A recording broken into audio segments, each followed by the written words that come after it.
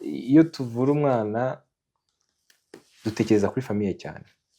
Uruhare rw'umubyeyi mu gukira k'umwana ni ingenzi. Ntabwo ushobora n'ibintu bibiri udashobora gutandukanya. Bitandukanye n'umuntu mukuru ko dushobora gukorana urwo rugendo wenyine, ariko umwana ni ngombwa ko umubyeyi agira uruhare muri iyo healing y'umwana.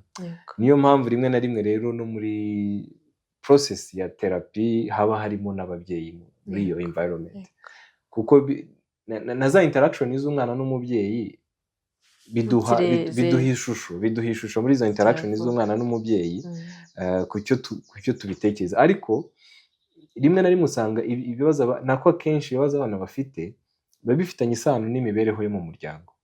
Niyo mpamvu rero usanga umwana ashobora kuza wenyine, umubyeyi yazanye umwana muri therapy, ariko ugasanga birangiye ahubwo focus nini tuyishyize ku mubyeyi, kubera yuko ibyo umwana afite, umwana we nibyo arimo kwakira akura ku babyeyi, hakaba ari byo arimo ku expressinga wenda mu buryo bwo kureka ishuri, mu buryo bwo kutiga neza, mu buryo bwo kwishora mu biyobyabwenge yatangiye kuzamukaho gatoya.